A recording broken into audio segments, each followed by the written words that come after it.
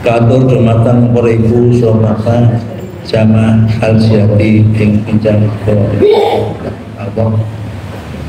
Monggo panjenengan kodhaken tabus Al-Qur'an. Injih menika ing satrika surah Al-Waqiah ayat 42 nggih. Ya, 42. Satripun monggo serang dari masalah Al-Waqiah kodhaken. A'udzu billahi minasyaitonir rajim. Bismillahirrahmanirrahim. Alhamdulillahi rabbil alamin. Ar-Rahmanir Rahim. Maliki yaumiddin. Iyyaka na'budu wa iyyaka nasta'in. Ihdinas siratal mustaqim. Siratal ladzina an'amta 'alaihim ghairil maghdubi 'alaihim waladdallin. Amin. A'udzu billahi minasyaitonir rajim. A'udzu billahi minasyaitonir rajim. Fi samumin wa hamim. Fi samumin wa hamim. Wa dhillim min yahmum. Wa dhillim min yahmum. La baridin wala karim. La baridin wala karim. Innahum kanu qabla dzalika mutsrafin. Innahum kanu qabla dzalika mutsrafin. Wa kanu yusirruna 'alal khindil 'azim. Wa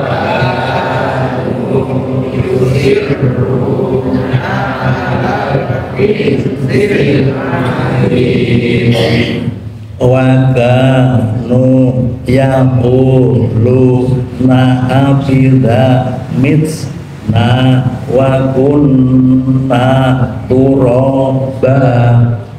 Wa kanu yaquluna abida mitna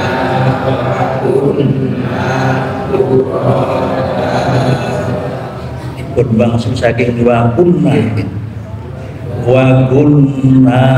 turaba wa idhaman a'inna lama ba'uthun.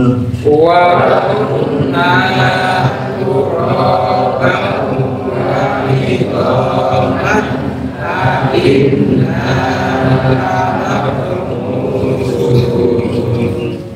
awa abaunal awwalun.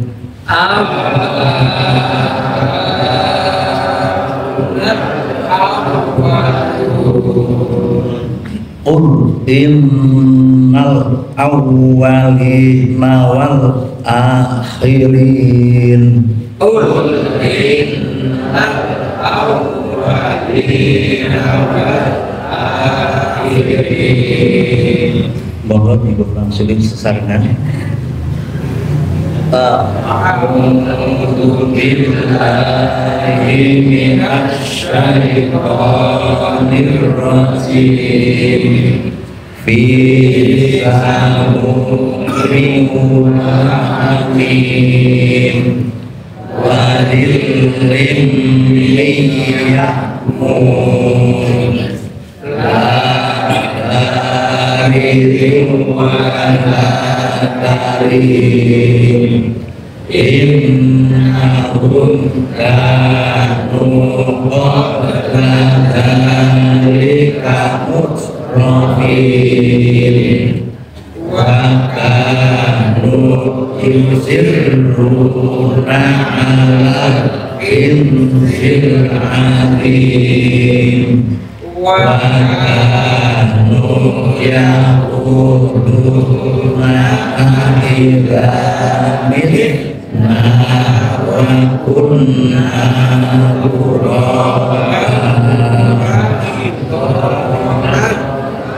inna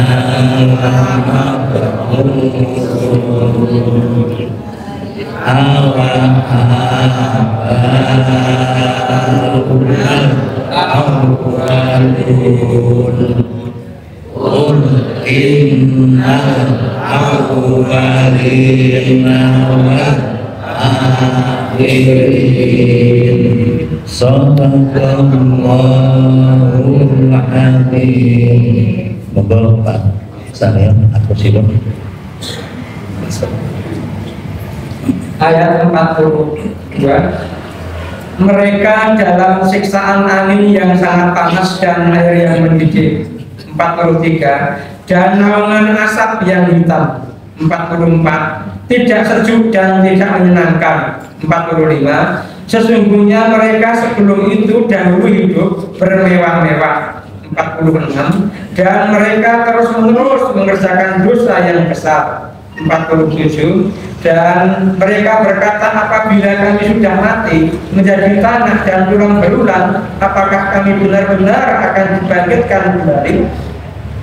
Ayat 48. Maka apakah nenek moyang kami yang terdahulu dibangkitkan pula? 49. Katakanlah ya, sesungguhnya orang-orang yang terdahulu dan yang kemudian. Assalamualaikum warahmatullahi wabarakatuh.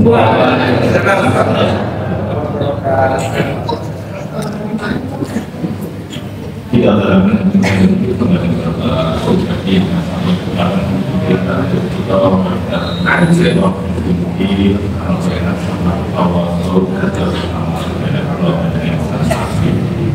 jika salah satu pengawasan dengan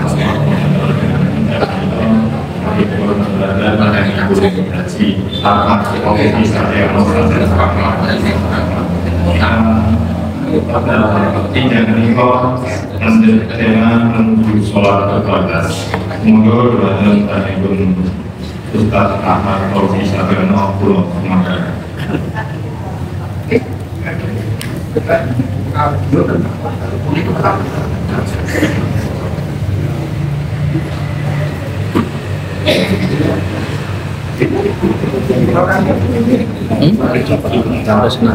Iki nih Pak ya, ini menang ini punya ini. Yang mendengarkan ngomong-ngomong gitu.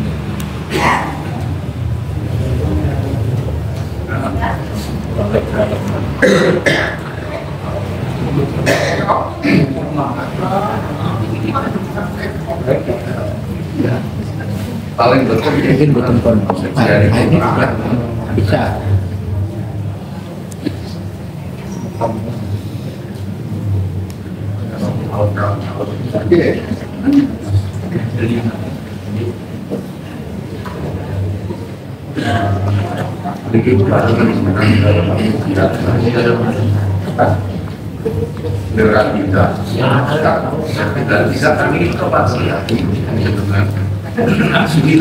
Assalamualaikum warahmatullahi wabarakatuh.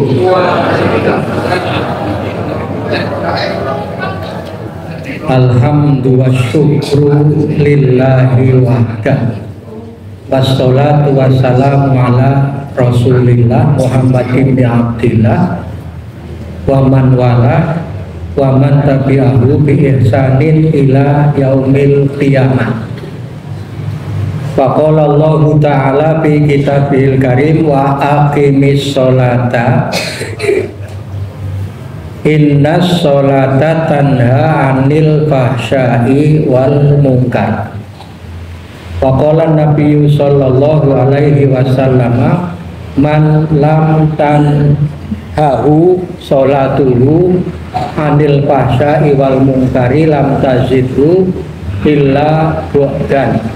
Sadaqallahul adzim wa sadaqa rasuluhul karim wa nahnu ala dzalika minasyahidin asyakirin alhamidin. Hadirin rahimakumullah, ibu-ibu, bapak-bapak, pengawasan jihadi pengkajian Ahad pagi Majelis Taklim pimpinan cabang Muhammadiyah Mudian yang kita hormati. Monggo kita matur nuwun lan bersyukur dumateng Allah Subhanahu wa taala. Dumugi saat menika kula panjenengan kesih pinaringan sehat, pinaringan sempat, pinaringan gesang, pinaringan umur panjang. Kenapa kita masih hidup? Karena Allah Subhanahu wa taala masih menyisakan rizki. Kalau rizki Allah itu sudah dianggap cukup, maka sesungguhnya nyawa kita juga akan sudah dicukupkan. Maka marilah kita manfaatkan sisa hidup yang kira-kira tinggal sebentar. Kula matur kira-kira tinggal sebentar menika mboten maksudipun kula nyepatani ben ndak do mati mboten. Tetapi marilah kita menasihati diri kita sendiri bahwa umur kita itu sudah berjalan cukup panjang dan sisanya lebih sedikit daripada yang sudah kita jalani. Asring kita mutaken Nabi Muhammad sallallahu alaihi wasallam niku sampun tegesake bahwa umur umatnya Nabi Muhammad sallallahu alaihi wasallam itu hanya berkisar 60 sampai 70 dan sedikit yang bisa melampauinya.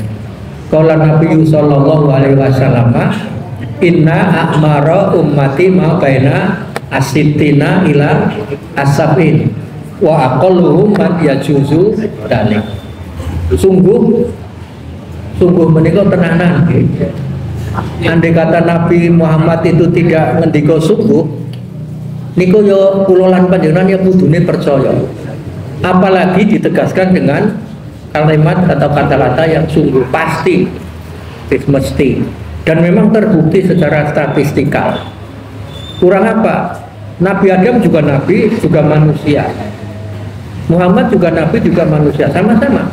Tetapi ternyata faktanya memang umatnya Nabi Adam dan Nabi Adam sendiri umurnya 900 tahun lebih.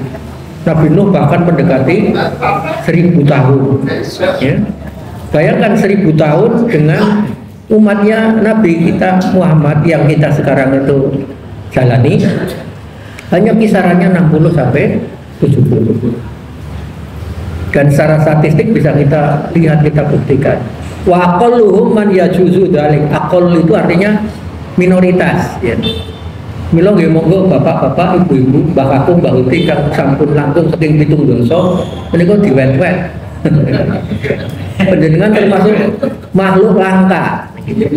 Ya, makhluk langka. Nyatane kancane ya wis do boten. Dan artinya kesadaran berumur itu kesadaran bahwa sisanya tinggal sebentar. Oke. Jadi waktu yang kita jalani itu tinggal sebentar. Lebih sebentar atau lebih sedikit daripada yang sudah dijalani. Sedang sing 50 swidak begitu panjang saja dirasaknya jebulane kaya nembe wingi. Beres nggih. Kaya nembe wingi jebulane wis duwe putu, duwe mantu, duwe gitu. Maka sesungguhnya sisanya itu lebih singkat lagi. Makanya marilah kita sama-sama usahakan agar waktu yang sebentar itu efektif dan efisien. Efektif itu yo tepat sasaran, efisien itu yo boten ngobrol-ngobrol. Jadi itu. Maka marilah yang namanya kajian, taklim, ya, tabligh itu kan sesungguhnya upaya agar kita itu bisa memanfaatkan waktu yang singkat itu untuk perolehan kebaikan yang banyak. Belum monggo kita semangat, kita sadari, kita menasihati diri sendiri. Orang menasihati itu kadang-kadang repot. Yang paling gampang itu menasihati adalah diri sendiri, tapi juga sekaligus paling sulit. Ya. Tergantung, kalau kita itu memang butuh, kalau kita itu sadar, insya Allah akan lebih mudah menasihati diri sendiri. Tapi bagi yang semakin tua, semakin tidak sadar, bisa semakin tidak sabar dan semakin sulit. Ya. Nasihati diri sendiri tidak bisa, dinasihati orang lain juga, aku ki wong tua misalnya, tua diumum-umum misalnya.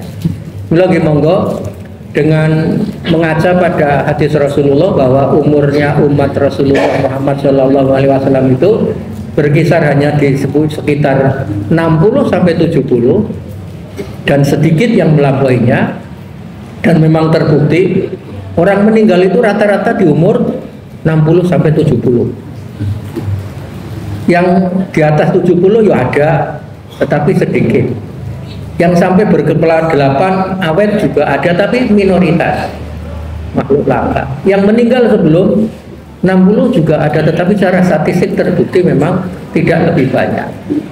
Artinya apa? Ini sebuah perenungan bahwa kita yang umurnya sudah kepala 4, 5, 6, 7, apalagi 8, itu artinya harus ada kesadaran bahwa kita itu semakin lama semakin mendekati siap-siap, semakin mendekati tanggal kematian, waktunya tinggal sebentar, ya.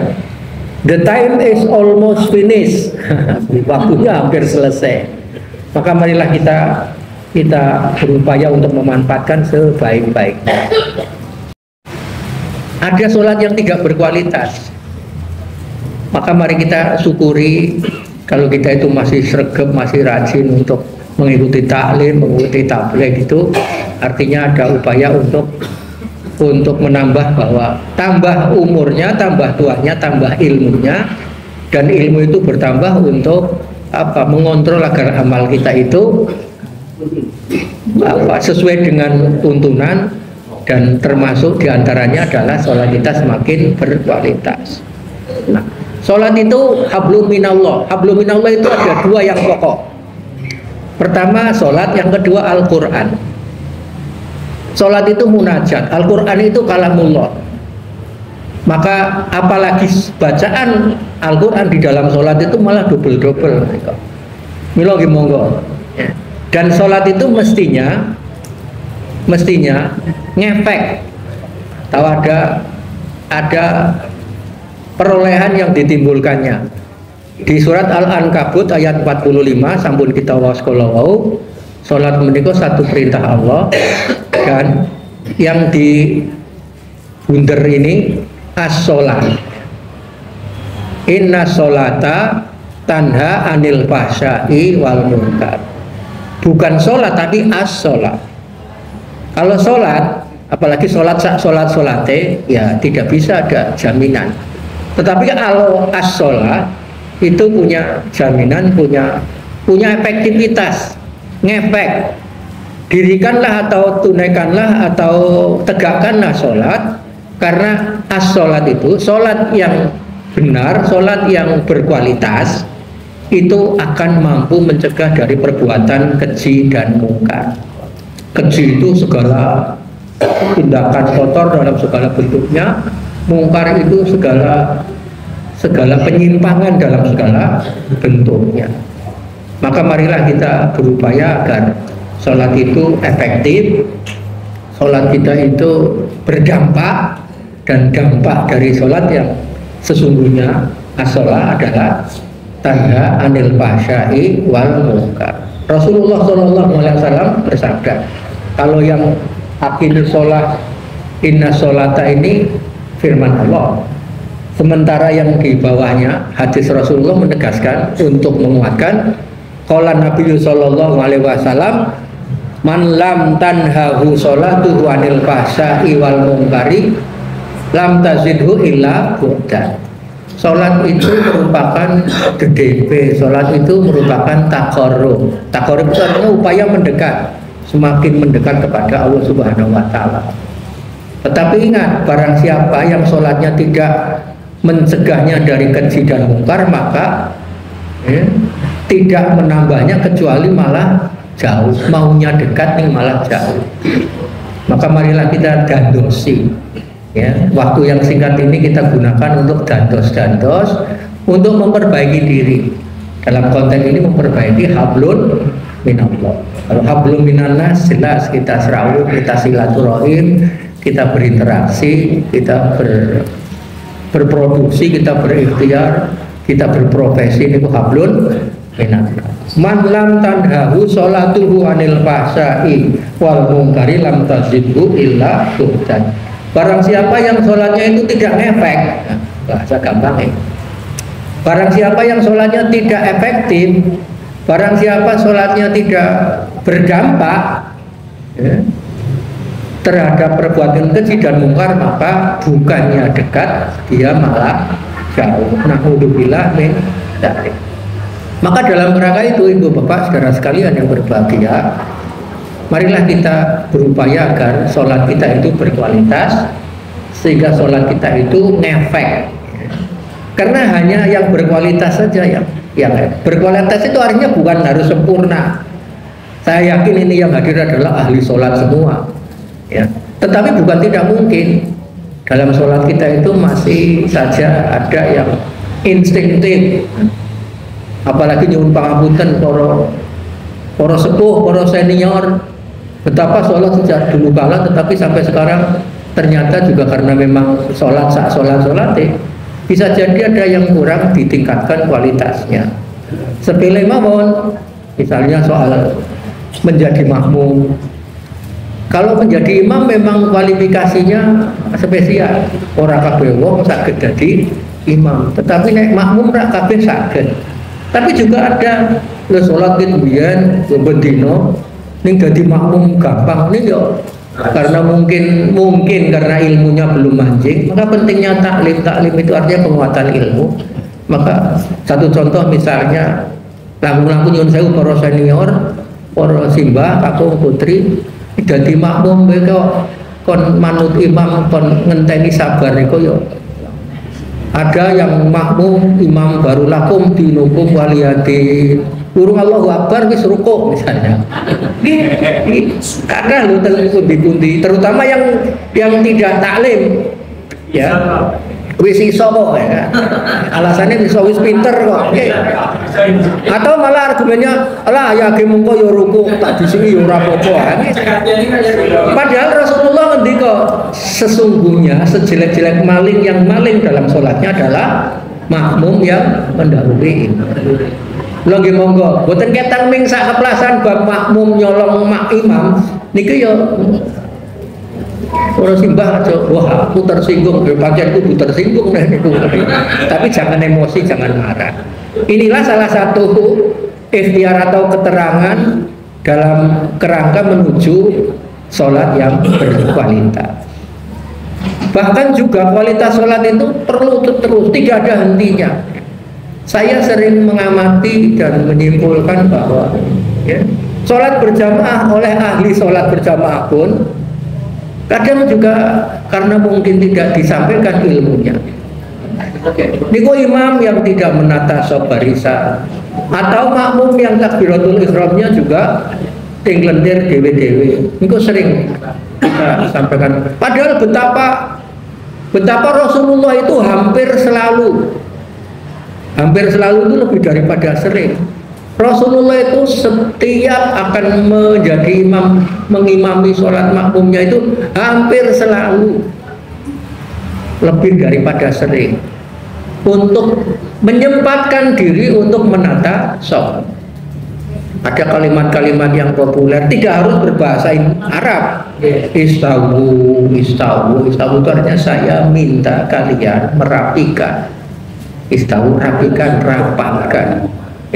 Sawu sufu fakum fa inna tasbihata sufu minta mami sholat. Ini hampir selalu, dan saya harus menyampaikan mungkin sekaligus kritik kepada para imam betapa ini adalah sunnah Rasulullah yang banyak tidak diperhatikan, bahkan ditinggalkan ya. Itu seperti presiden tidak sadar atau tidak peduli rakyatnya, ini nyinggung presiden. Soalnya dalam beberapa hari lagi kita juga akan ada pemilu. Jadi imamah makmumah itu satu model, satu tatanan ibadah yang di dalamnya itu penuh pembelajaran. Satu pelajaran penting shop misalnya, bagaimana shop sholat itu ditata. Kemudian setelah efektif shop sholat itu ditata, penataan shop itu efektif juga pada shop yang lain, shop ekonomi, bahkan shop politik. Sebentar lagi kita akan pesta demokrasi politik. Ini momentum untuk penataan umat. Sekali lagi momentum untuk penataan umat. Dari mana kita belajarnya tentang penataan umat? Dari penataan shop sholat. Penting sekali. Kalau sudah kualitas nanti mengefek, maka efektif. Ada shop ekonomi, ada shop politik. Shop itu baris maksudnya bukan shop iga atau shop bubun. Maka marilah kita perhatikan wahai para imam. Para imam perhatikan bahwa panjenengan itu amat sangat menentukan. Nek boten, ya Allah hari gini sholat saya tadi malam ngisa di salah satu belahan di Bukit Menoreh sana itu dilalai kulo makmum. Ya Allah, wis imame ora peduli makmume juga ting blentong ora karuan, barisane ora rapet. Ya, separibasan di terobosi cempe anak wedhus sakit. Ini kenapa? Ini karena imamnya kurang grentek. Maka ya memang kualifikasi itu penting. Sholat itu bukan kok sholat solate. Kalau sholat ora bakal bisa mencegah perbuatan keji dan mungkar. Allah ngendika inna sholata, bukan inna sholata, bukan. As-sholatu, bukan sholat tapi as-sholat. Sesungguhnya yang akan ngefek ya, itu adalah as-sholat, bukan sekedar sholat. Niki bagi yang belajar bahasa ini definit artikel ya. The praying, bukan hanya praying only ya. As-sholah itu yang akan mampu mencegah perbuatan keji dan mungkar. As-sholah itu adalah sholat yang berkualitas, sholat yang sesuai tuntunan, sholat yang benar, sholat yang rujukannya adalah kaifiyatu bisifati sholatin nabi. Mau apa? Allah itu hanya perintah, kamu dirikanlah sholat. Allah tidak mendetailkan tata caranya. Rasulullah Shallallahu Alaihi Wasallam itu mendetailkan dalam satu susunan judul, gampangannya ada kitab itu kaifiyatu bisifati sholatin nabi, bagaimana tata cara sholat nabi. Nabi itu nyontoni, nabi yang ngendika dawuhi shollu kama ra'aitumuni usolli, sholatlah kamu sebagaimana kamu melihat saya sholat. Mubalak sing rada njerekal malah bagaimana kita melihat sholat Nabi? Wong Nabi zaman itu maksudnya melihat itu ya bukan dengan mata kita saat itu, tapi belajarlah ilmu tentang sholat Nabi. Taklim itu artinya adalah penyampaian ilmu, penguatan ilmu supaya amalnya sesuai dengan ilmunya. Jangan kepada yang lain yang sholat 5 waktu as-sholawat al-khamsu saja. Kita Pulau matur kita karena saya menyaksikan betapa di tengah kita itu masih ada makmum yang maling, masih ada mingkon baris. Baris itu sesungguhnya bukan pada kesalahan makmum. Wahai para imam, baris itu sesungguhnya persoalannya pada imam yang tidak greteh, imam yang tidak peduli. Kalau di majelis yang mulia ini, meskipun saya yakin mayoritas mungkin sudah, tetapi masih ada saja ya, mungkin karena kurang menyadari atau mungkin karena tidak peduli atau menyepelekan. Alas pokoknya gelem sholat mesombangan orang, nanti mangan orang sholat. Kaifiyatu bisifati sholatin nabi, satu pokok misalnya tentang takbiratul ihram, tentang taswiyatus sufuh. Sekali lagi saya tegaskan, Nabi itu hampir selalu menata shaf. Wahai panjenengan yang sudah sampai ke Mekah Medina,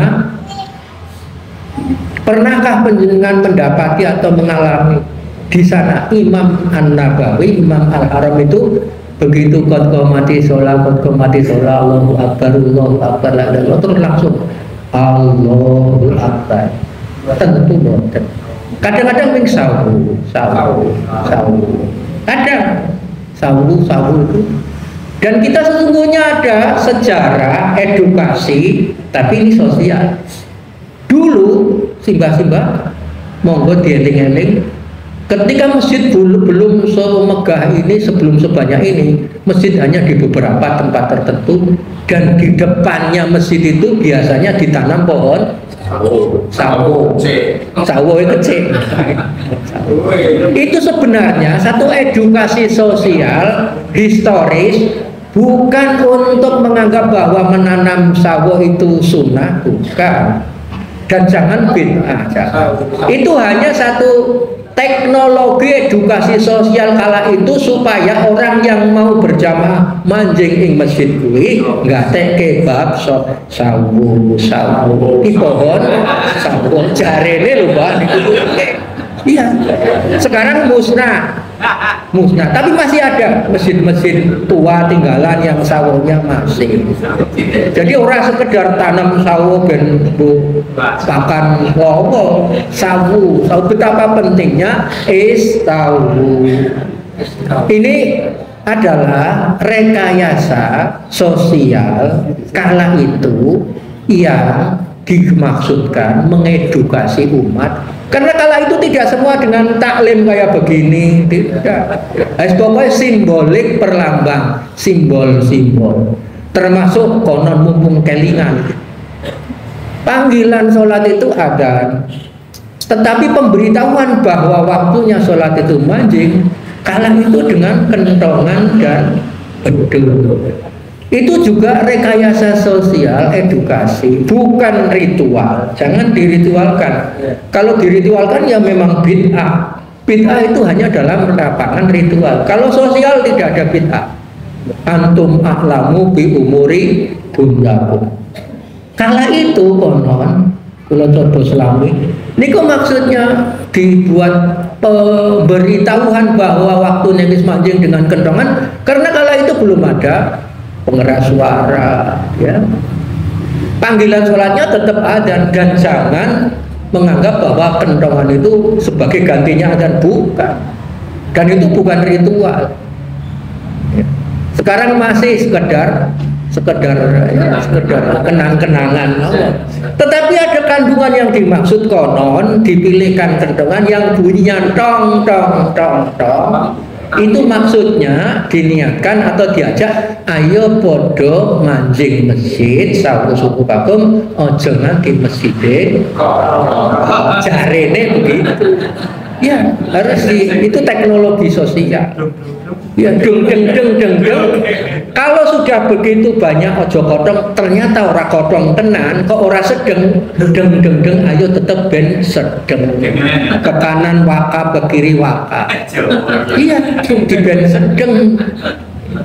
Dan wakaf itu sekarang itu repotnya di majelis wakaf.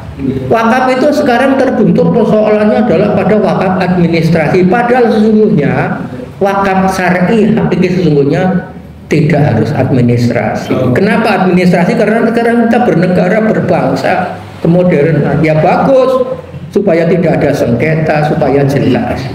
Tapi al-wakaf dalam arti sesungguhnya hanya sekedar wis tanahku sebelah kanan masjid gue pelebaran. Orang gue AAIW, akta ikrar wakaf pun sebenarnya jadi. Iya, sah. Ya. Bahkan wakaf sekarang yang administratif malah terjebak pada administrasi, nanti kokean syarat kangelan, ya, dan sebagainya. Maka di Muhammadiyah sekarang muncul fenomena baru atau sebuah kreativitas baru, namanya bukan wakaf tetapi hibah atau jual beli secara administrasi, tetapi secara hakiki dan syar'inya wakaf. Bagus, kelebihannya sertifikatnya bisa disekolahkan, tetapi juga ada titik kelemahannya. Wakafnya secara internal saja, sehingga tanahnya tetap menjadi tanah hijau, karena wakaf itu sesungguhnya tanah hijau yang kalau diikrarkan, diadministrasikan menjadi tanah putih. Tanah putih itu sudah tidak bisa diapa-apakan. Gampangannya secara duniawi tanah putih itu menjadi milik negara. Negara ganti komunis, ya dikuasai malah jadi kandang sapi dan sebagainya.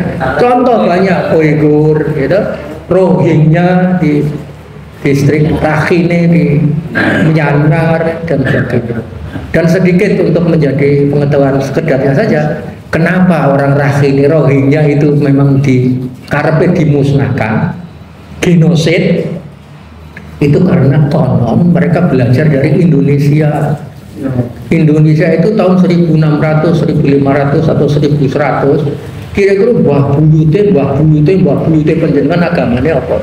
Kira-kira senengan kagungan buah buyute animisme atau Hindu Buddha. Dan sekarang Islam masuk, lihat Hindu Buddha tinggal kenangan. Borobudur saja dikelilingi oleh musola-musola kafir. Maka mereka konon belajar dari sejarah itu, maka memang umat Islam di Rohingya itu kudu dibantai alias genosid. Maka ya lain lagi bukan tentang pengungsi Rohingya, beda lagi kalau itu sudah administrasi internasional. Itu loh, kalau ngajak dongake Muslim Rohingya itu bukan berarti kita itu sepakat dengan pengungsi Rohingya, karena pengungsi Rohingya itu sudah penjualan manusia, itu sudah baik. Sama wakaf yang sesungguhnya panjenengan rumahnya di kampung, soyo suwe, soyo sempit dalane, ya. Karena rumah sudah banyak yang mengeksploitasi jalan, geser semua ini jembar jadi sempit banyak. Saya kira jalan Godean itu dulu besteknya juga lebar, tapi karena orang-orang yang punya rumah di perempatan, kalau dibiarkan pojokannya itu nyudut, itu sulit. Maka panjenengan gandeng tindekku tak dipences ke orang ketang semeter meter, bismillah niating sun wakaf jadi. Ojo meneh nggo dalan motor dalan wong, umpama nggo dalan kebo niku mohon pun wakaf. Jadi berlonggarlah, berpikirlah panjang, jangan menyempit. Kalau nggih panjenengan di kampung-kampung yang sekarang itu montore saya akeh do ngebut, akeh do tabrakan, jalanan dalane saya sempit, itu adalah tantangan untuk wakaf. Tidak teradministrasi tidak apa-apa, ya, tidak apa-apa. Tetapi untuk tertibnya memang administrasi. Itu antara lain juga untuk memperbaiki sosialitas. Nah, tema kali ini, mari kita upayakan menuju sholat kita itu sholat yang berkualitas, agar sholat itu bisa efektif, agar sholat itu bisa berdampak, dan tidak harus sempurna. Tapi dalam ketidaksempurnaan itu, mau tambah umure, tambah tuane, tambah ilmune. Kita itu di masa muda sudah sangat habis-habisan. Inna laka bin nahari sabahang tawila. Sesungguhnya di siang hari, maksudnya siang hari itu ya pada saat pendidikan masih produktif muda, sesungguhnya Anda telah sibuk dengan kesibukan yang sangat panjang di siang hari. Wa qurisma rabbika wa tabattal ilaihi tabtila. Maka di malam hari banyaklah berzikir, kemudian beribadahlah dengan sepenuh hati. Tabattal ilaihi tabtila. Saya merenungi tabattal ilaihi tabtila itu, jadi makna sesungguhnya kados putih ini adalah beribadah dengan sepenuh hati. Bisa jadi kita sudah beribadah ini isi telung berapa, isi ketumpul urusan duniawi. Maka maknanya memang siang dan malam. Bagi umur ini maknanya adalah masa produktif dan masa menjelang kita sholat. Rata-rata ini yang hadir adalah orang-orang yang sudah menjelang maghrib. Paham ya? Maka saatnya wa qurisma rabbika wa tabattal ilaihi tabtila. Tabtilun. Tabatulun tabtilun itu ternyata ya ta'abud, ya taqarrub ning sing temenan. Menyadari bahwa waktunya garek sedhiri. Wis dilakoni 70 swidak. Kamu kok jatah ya ming 70 sing punjul bonus. Nek dipikir 70 swidak mon ya kaya nembeh wingi. Gitu. Nembeh wingi ngerti-ngerti jebulane wis putune akeh. Jebulane ya wis ya. Sudah ada tanda-tanda ayat-ayat Allah, tinggal kita itu landep apa tidak. Bukankah uban juga merupakan ayat Allah?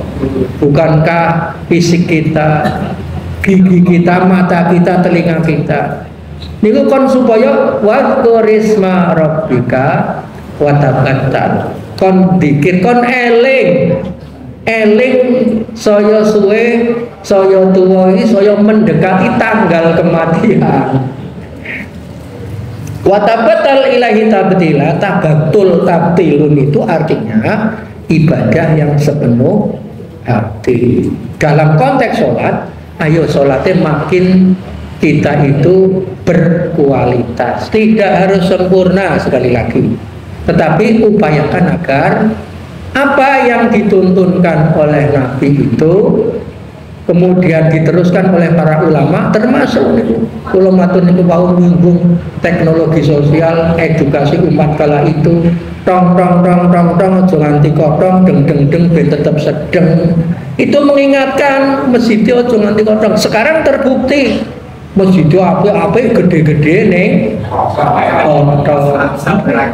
Omahe ping 3 jangkah saka masjid ning ora tahu jamaah. Akhirnya deng orang muni ben sedeng ning gendeng. Lah nek panjenengan omahe perak saka masjid ana deng-denge kuwi mang musnahke wae iki ngono iki sampean niku. Oh gendeng. Kendongan saiki alah wis modifikasi, nek dituthuk lemune ora tong ning tuk. Kuwi ngene. Jane wong do omahe perak saka masjid kok keset ning masjid pidune karo kendongan kula terus. Marilah kita sama-sama agar ada kualifikasi, bukan hanya kuantifikasi.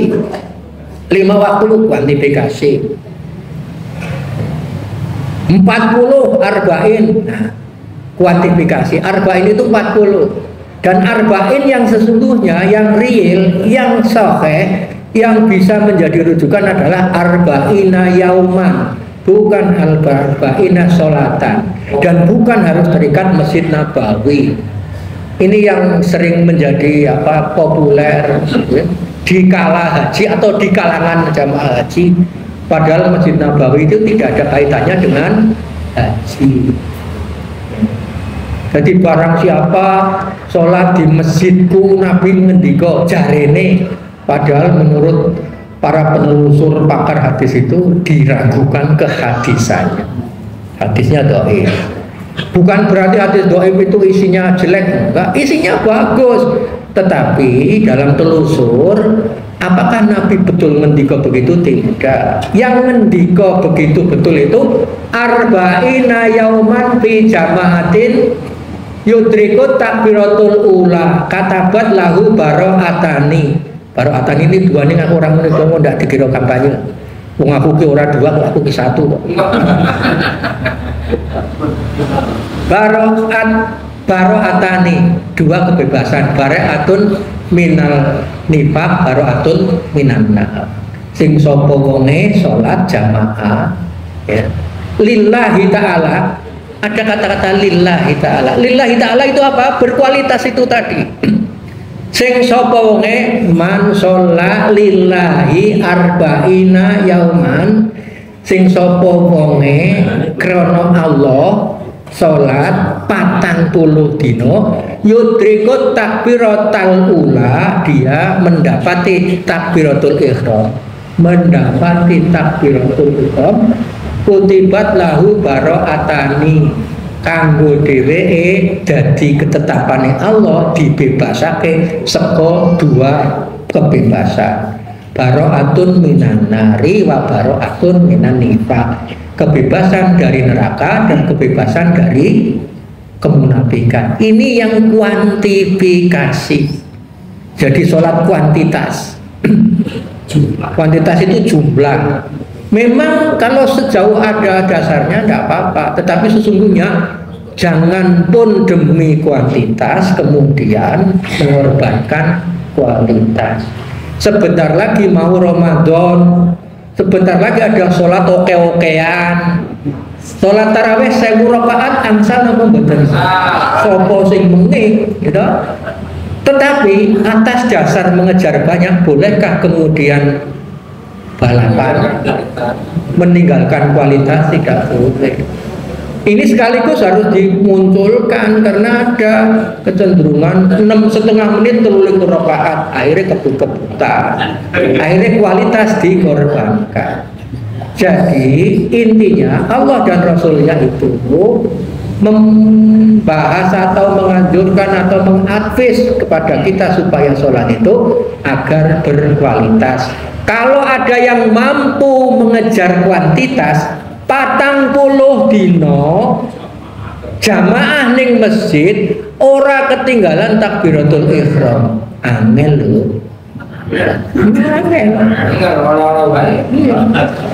Sing paling bisa jamin ora ketinggalan takbiratul ihram ya kuwi nek dadi imam.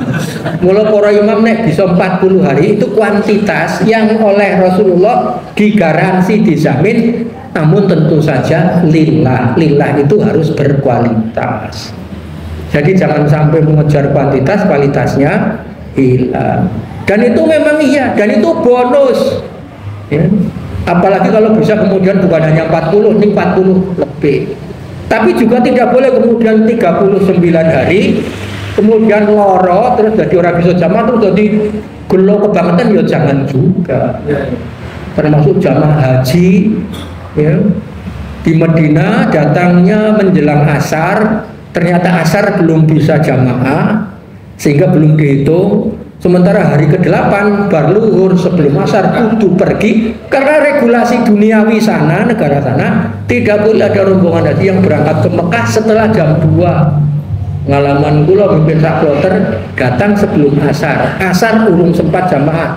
Padahal jadi Masjid Nabawi yang sakuan ning ngurusi koper, ngurusi kamar.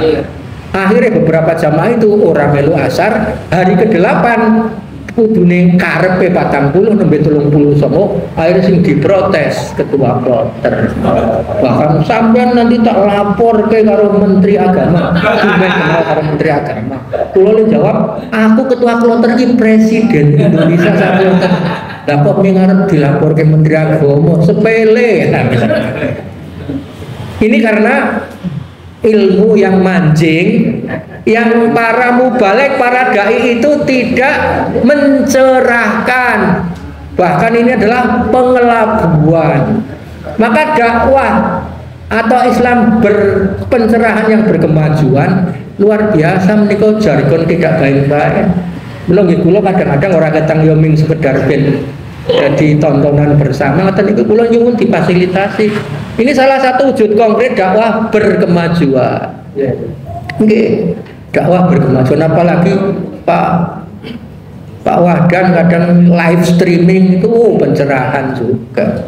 Mboten ketang saipil ini konkretisasi dakwah berkemajuan. Bahkan supaya kita itu ya bisa melihat, bukan hanya mendengar, ya, bisa membaca, bisa merujuk, bahkan bisa copy dan sebagainya bagi yang menghendaki.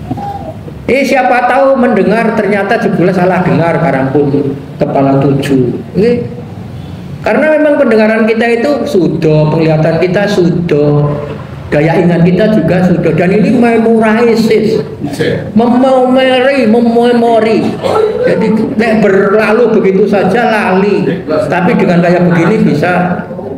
Sekaligus juga bukan hanya mendengar, kayak tulisannya kajian, tak baca kajian, kerumune gajian, pangsiunan itu. Bilang nggih monggo. kita berupaya untuk dapat menuju sholat yang berkualitas. Bagaimana langkah-langkahnya? Antara lain, niki pengalaman mawon. Biasakan itu kita kalau mau sholat berjamaah sudah bersih, sudah suci sejak dari rumah, wudunya di rumah. Syukur bersiwak, karena siwak ini juga sunnah. Rasulullah niku wanti-wanti niki ya ora persis kudu diamalke. Rasulullah ngendika, laula an asyqa ala ummati la amartuhum bisiwaki inda kulli sholatin. Langkung para sepuh sing para pemilik gigi palsu niki kudu rajin membersihkan mulut. Soalnya gigi palsu itu baunya untuk orang lain, bukan untuk dirinya sendiri. Ya. Kadang-kadang gigi palsu niku rumah sana orang mampu ning pancane 10 meter wis mampu kok. Wah, iki simbah teko iki ora tahu disikat.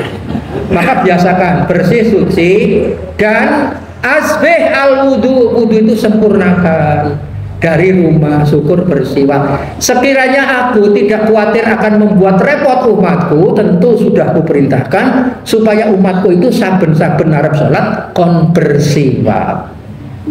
Ya, sikat gigi lah kita kalau siwak, akar siwak kita tidak ada. Jadi lebih daripada iklannya sikat gigi Menful 2 kali sehari saya menyikat gigi, sikat gigi Menful ini 5 kali. Tapi kalau repot memberatkan, ya jangan sampai kemudian sama sekali tidak, lebih sering. Mulutnya Nabi itu mulut yang sangat bersih. Maka ketika ada bayi disodorke, menika dalam riwayat dikunyahke kulmo, di jejel kemon aman, boten napa-napa. Nek kakek-kakek godean, jajal putune di mamahke gula Jawa, ya Allah langsung bisa putune watuk apa meneh mbane tukang udut. Niki menunjukkan bahwa Nabi itu bersih sekali mulutnya. Ya, mau keluar siwak, habis makan siwak dan sebagainya. Namun bijaksana sekali. Laula an asyqa ala ummati, kalau sekiranya saya tidak merepotkan umatku, maka kalau repot ya nggak usah 5 kali, tetapi ojo nanti kita tidak berarti. Perlu sholat sunnah dulu di rumah kalau masjidnya terjangkau tidak jauh. Kalau gara-gara sholat di rumah kemudian ketinggal jamaah, ya jangan, karena itu sifatnya afdol tetapi kondisional. Sing omahe prak-prak sebelum sampai ke masjid, sebelum mau sholat jamaah, sempatkan dulu sholat di rumah. Semua sholat 5 waktu boleh didahului oleh sholat qobliyah di rumah. Dan afdhalus sholat itu di rumah. Shollu bi buyutikum illa al maktubah. Sholatlah kamu semua di rumahmu kecuali sholat wajib. Jadi sholat sunnah itu afdhalnya di mana? Di rumah. Nek sholat tahiyatul masjid, sholatnya di mana? Di rumah. Walaupun sunnah. Artinya di masjid sholat sunnah juga boleh, tetapi afdhal sholat sunnah itu di rumah. Ya, sholat sunnah di rumah supaya rumahnya juga untuk sholat. Kemudian jalan kaki, saat ini pun musnah loh, sunnah jalan kaki. Wong omahe prak numpak sepeda listrik. Ya, tetap afdolnya jalan kaki karena di jalan kaki itu 1 langkah menggugurkan dosa, 1 langkah diampuni, diangkat derajatnya. Kalau naik sepeda, ya boten dirembuk, tapi tetap afdolnya jalan kaki. Ya. Kecuali yang jauh pun kala itu Rasulullah itu ngendika sak akeh ganjarane wong jamaah, ya kuwi kang paling adoh umumnya. Ya, maka yang rumahnya jauh, niku yakinlah jalan kaki, nek perlu ngalang. Jadi ngalang niki jelas rekayasa. Nggih. Kalau kemudian jalan kaki tumak nina itu tenang. Apalagi kalau masbuk, jangan kemudian keplayon. Ya. Jangan. Wa alaikum bisakinah wal waqar. Jadi dengan tenang dan wibawa. Ojo kesusu ning instinge wong. Nek panjenengan badhe jamaah kok ketinggal masbuk, biasane kepelayu-pelayu, cincing ruko, malah jadi kepleset. Kalau kemudian batal wudhu lagi, jadi air wudhu di masjid itu sesungguhnya untuk cadangan kalau kita itu batal, atau para musafir kalau mau lewat ojo jaga ke dari rumah sudah wudhu, kemudian sempatkan untuk mendengarkan adzan, bukan mendengarkan, bukan sekedar to hear tapi to listen, ya. Listening carefully to, nah, mendengarkan dengan seksama kepada an-nida al-adzan, ikuti apa yang disampaikan muadzin, Allahu Akbar, Allahu Akbar. Kemudian sempatkan tahiyatul masjid. Tahiyatul masjid itu 2 rakaat sebelum duduk. Jenenge tidak dari Nabi, kalau dikoreksi kalau keliru. Ya, itu kan soal nama. Penamaan itu bukan Nabi itu kalau masuk masjid sebelum duduk qabla an yajlisa sholat rakaataini illa fi masjidil haram, karena di Masjidil Haram itu Nabi tawaf. Terus belakangan akademisi menyebutnya sebagai dinamai sholat tahiyatul masjid. Jadi sholat tahiyatul masjid itu soal nama, ya. Nabi tidak menamai, kalau saya keliru dikoreksi. Dan sholat nama itu ternyata berkembang. Sekarang ada sholat taubat, sholat hajat, itu juga sholat nama. Akan rekayasanya kadang-kadang nih sholat tobat sing diwoco iki ping semene itu karangan itu. Semua sholat adalah sholat tobat, semua sholat adalah sholat hajat. Kenapa? Dinamai yo kena ning ojo gawe-gawe. Ya. Sholat sunnah, sholat tobat itu masa niki ping semene. Ya nggak apa-apa, tetapi jangan seperti apoteker membuat resep. Hendaknya malah membuat reka-reka. Dan itu urusan ibadah. Oh bagek suwe-suwe malah pun harus sholat tobat, kadang bagi warga negara Indonesia yo propaket wong Pancasila pun telu, gak Pancasila. Bainal adana ini itu antara dua adzan dan qomat itu momentum spesial, momentum untuk kita bermunajat kepada Allah, karena Rasulullah ngendika sintani maturadani ad-du'a. Ada 2 momentum itu waktu yang sangat penting di mana Allah tidak menolak doa. Ya. Dan nida watahtal mator, ketika ada panggilan adzan dan ketika di bawah hujan. Turunnya hujan juga momentum. Niki mumpung musim hujan, monggo menawi pas Jawa, monggo ojo malah do wedi gegirisi kemudian mlingsep, tetapi memanjatkan doa untuk diri sendiri, untuk saudaranya, untuk yang sudah meninggal, untuk anak putu adik saudara. Siapa tahu gara-gara udan gede anaknya kayak bali kuliah nopo adine bar bali saka gawean atau sedang perjalanan antar kota bermotor, lantaran udan gede iki bisa marake lunyu, bisa marake jeglongan ora ketok, sing kudune terjadi kecelakaan berat gara-gara mbahne, bapakne, mbokne sempatkan, ya Allah menika Jawa ageng, ya Allah anak kula perjalanan, ya Allah mugi panjenengan paring slamet, sapa ngerti sing kudune kecelakaan berat menjadi ringan atau tidak, apa Allahu a'lam. Ya. Jadi bainal adana ini itu juga momentum pada saat turunnya hujan, juga momentum. Bahkan Rasulullah menikah banyak yang tidak kita ketahui. Rasulullah itu pada saat menjelang hujan, sebelum hujan, ketika mendung gendian seorang mriki, ini nek mriki musim hujan ki hujan bendino, nek ten mriko niku mboten nonton musim hujan. Tapi diriwayatkan bahwa Rasulullah itu ketika akan menjelang hujan, ketika sedang safar pun berhenti sejenak, ketika sedang bekerja juga sejenak berhenti untuk merespon dengan memanjatkan doa Allahumma inni a'udzubika min syarriha, karena ada syar. Hujan itu bisa menyebabkan bencana, bisa menyebabkan musibah. Ini yo sunnah Rasulullah. Mulai udan itu aja terus negatif thinking. Ya orang di musim hujan, sering musim hujan, kok kemudian negatif thinking dengan Allah Subhanahu Wa Taala, ming gara-gara pemean orang garing-garing terus harus udan mana malah udan Kira padha karo suudon bilas. Oke. Nek arep digawe nek kira-kira bulan-bulan musim hujan, ya udah. Ya syukur menjadi tidak hujan. Kalau hujan ya wis resiko. Ora susah ikhtiar yang sifatnya mistik klenik nganggo pawang hujan katok-katok barang ini gendeng. Ini tidak layak bagi orang yang ingin berkualitas ibadahnya. Tapi terjadi betul. Klenik mesti banyak dan diyakini. Kula gadah anak asuh teng menoreh mriku.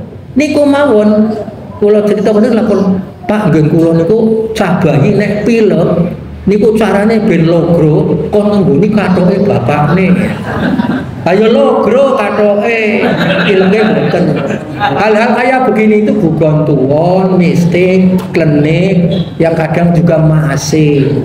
Pencerahan berkemajuan sesungguhnya adalah membersihkan itu semua.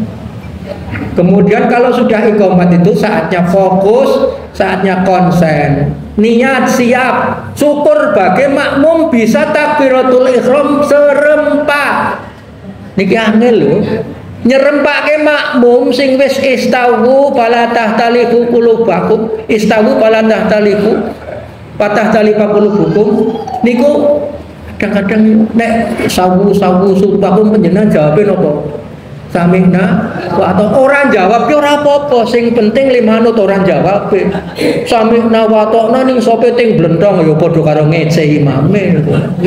Ya, sesungguhnya tidak ada kewajiban untuk merespon samina watokna. Itu kan hanya mengamalkan ketika ada saya pemandikan apik ten Al-Qur'an samina watokna.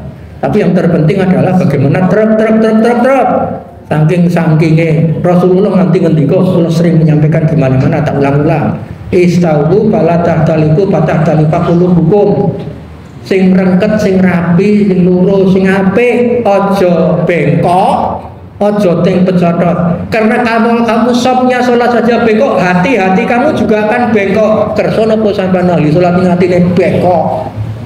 Nanti tokoh satu dengan yang lain akur angel. Kenapa? Sesungguhnya di umat itu kenapa sampai antara satu dengan yang lain itu tidak rukun, tidak mudah dirukunkan, bisa jadi karena memang sopnya tidak lurus, tidak beres, sopnya bengkok. Maka kalau mau dandani, niki kebetulan kelihatannya memang para imam dandanono sop-sopan. Apalagi kalau sudah komat itu saatnya fokus, konsentrasi, niat siap, takbiratul ihram sing bareng kejaba masbuk. Nah sing masbuk mono mboten dirembuk.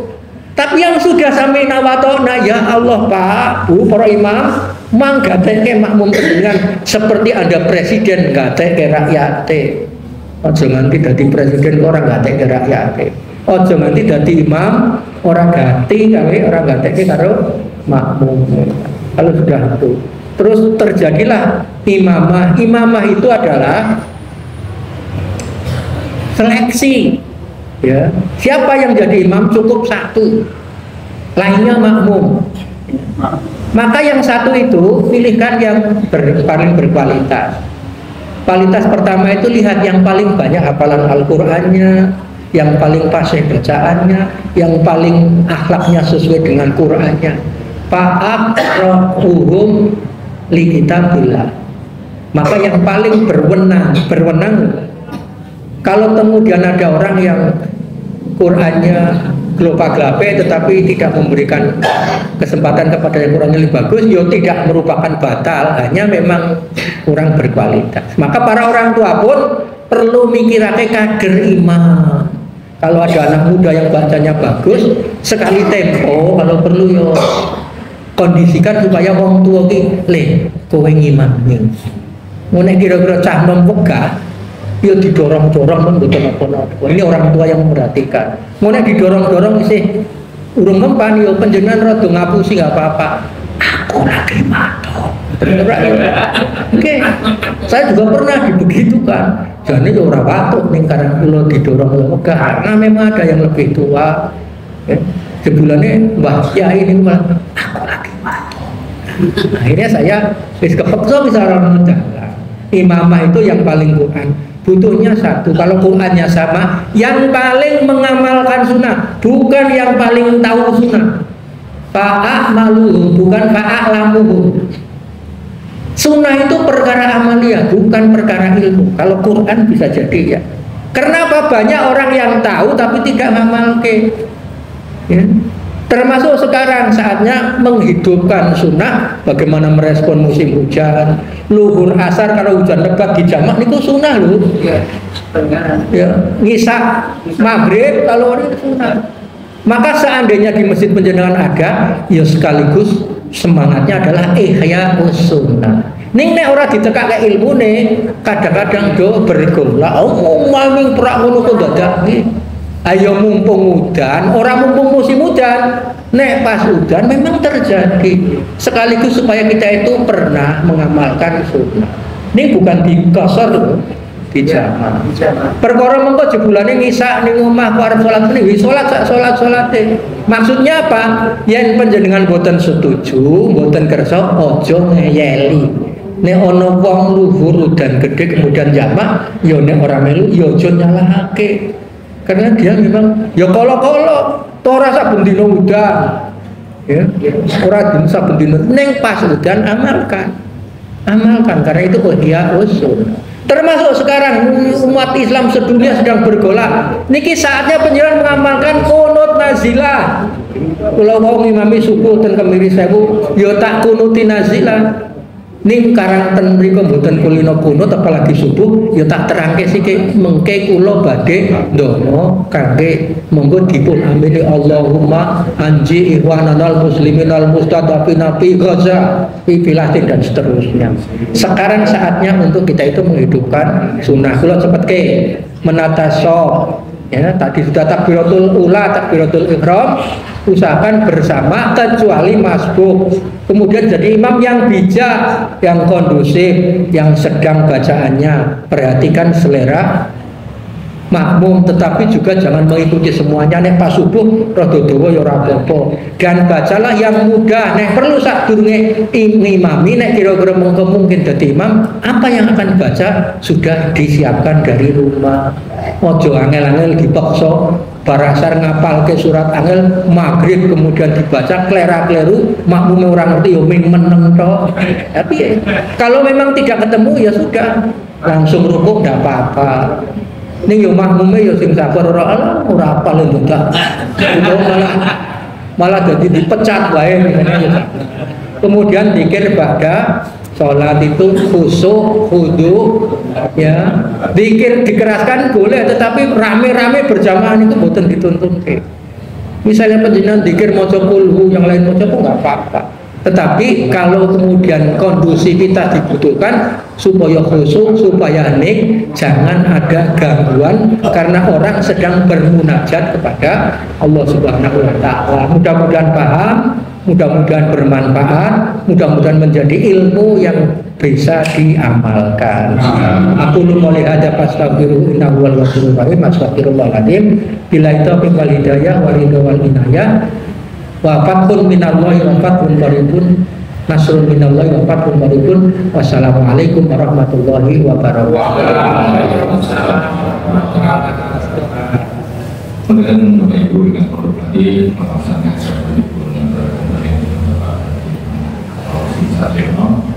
saya setuju kalau melakukan kerja di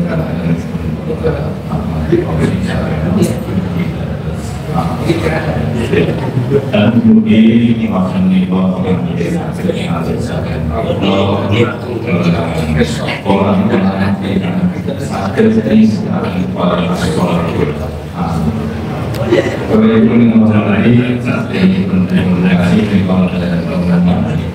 infak dengan bertemu dengan izin nikah dengan nikah dan salah tersebut untuk salah sebagai yang hormati satu sumber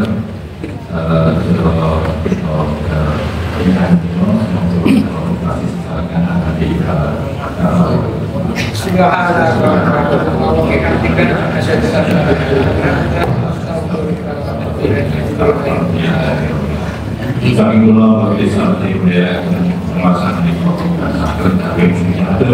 kita tahu silau saya dulu yang bersama dengan saya Assalamualaikum warahmatullahi